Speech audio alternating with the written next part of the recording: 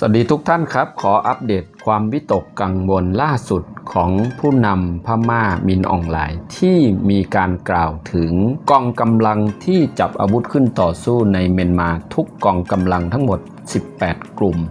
ทหารพม่าหนักใจและใช้คำว่าใน18กลุ่มนั้นไม่น่ากลัวกลุ่มไหนเลยยกเว้นกองกำลังกู้ชาติไทยใหญ่ที่เรียกว่า RCSS SSA เพียงกลุ่มเดียวแต่กลุ่มต่างๆที่อยู่ในรัฐฉานกับมองตรงข้ามและพูดว่า RCSS SSA นั้นมีแค่กลุ่มเดียวในรัฐฉานเท่านั้นจึงไม่น่ากลัวเลยสักนิดนี่คือความสบประมาทถ้าเรามาคิดไต่ตรองดูในบรรดากลุ่มที่จับปืนต่อสู้กับทหารพม่าอยู่ทุกๆกลุ่มนั้นถึงแม้ว่าเขาจะมีกองกำลังทหารที่มากแต่เขาก็ไม่สนใจประสานในเรื่องการเมืองภายใต้การปกครองอำนาจของทหารพม่าไว้เลยนี่คือความคิดของกลุ่มอื่นๆมาสำรวจคิดตามแนวคิดของทางกลุ่ม RCSA SSA นั้นดันรู้ทันเหตุการณ์สนใจการเมืองของผู้นำพม่านี่แหละคือเหตุผลที่ทาง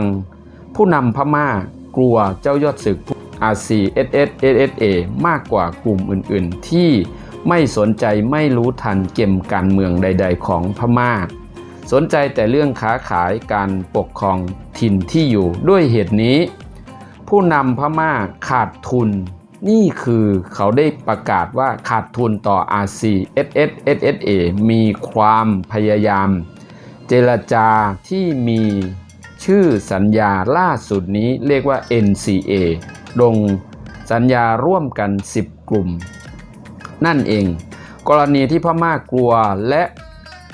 รู้ว่าไทยใหญ่รู้ทันและพม่าขาดทุนเสียเปรียบไทยใหญ่ถ้าทหารพม่าผิดสัญญา NCA ที่ให้ไว้ทหารพม่าก็จะถูกประณามตามสัญญา NCA ซึ่งมีพยานหลักฐานต่างประเทศที่มาร่วมเป็นสักขีพยานลงลายมือร่วมจะตำหนิเอาผิดพม่าได้ว่าเป็นผู้นำทางทหารพม่าที่มีกองกำลังมากกว่าไม่รักษาสัจจะผิดพลาดอีกเป็นครั้งที่2หลังจากสัญญาสนธิสัญญาปางหลงที่เคยให้ไว้ลงลายมือกันไว้ครั้งนี้พม่าจึงระมัดระวังเป็นพิเศษและกลัวไทยใหญ่ด้วยเหตุนี้เรื่องทางทหารหรือจะลุกลานเปิดหน้าศึกกับทางไทยใหญ่ RCSA จริงจังพม่าก็ไม่กล้าส่วนทางทหาร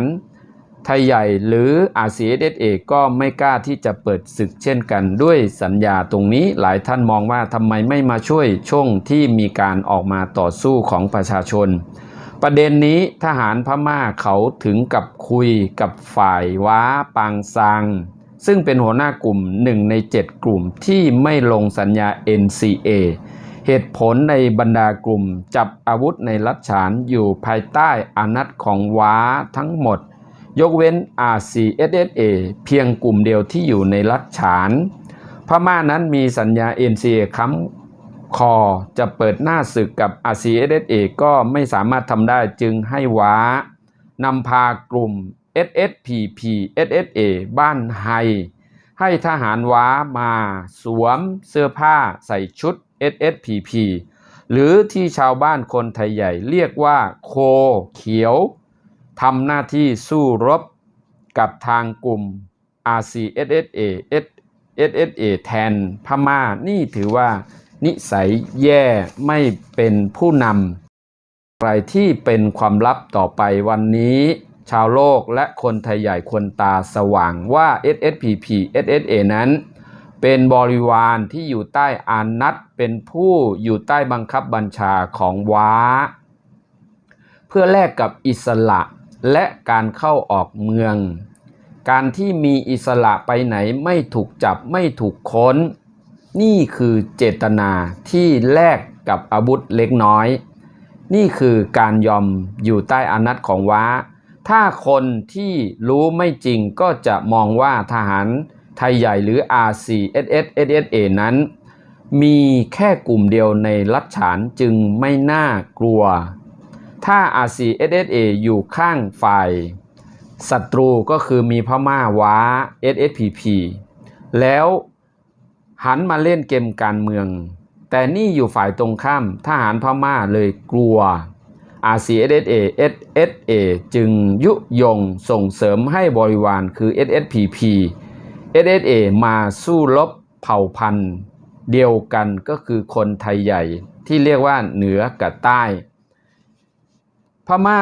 กลัวไทยใหญ่ไหมล่ะพี่น้องทุกท่านที่ชมมาถึงณขณะนี้คิดดู 1. กองกำลังกู้ชาติหรือผู้นำไทยใหญ่ที่เรียกว่าเจ้ายอดศึกฉลาดทันเกมการเมืองสนใจการเมืองเล่นการเมืองเป็นเพราะจับอาวุธปืนมาต่อสู้60-75 ปีแล้วไม่สามารถเดินไปข้างหน้าแย่และก็แย่มีรุ่นต่อรุ่นแต่วันนี้ท่านได้เปลี่ยนวิธีการหันมาเล่นการเมืองหันมาเจรจา 2. จะออกศึกสู้รบมาทำลายไล่ฆ่าก็มีสัญญา NCA คุ้มครองนี่คือความฉลาดที่พม่ากลัว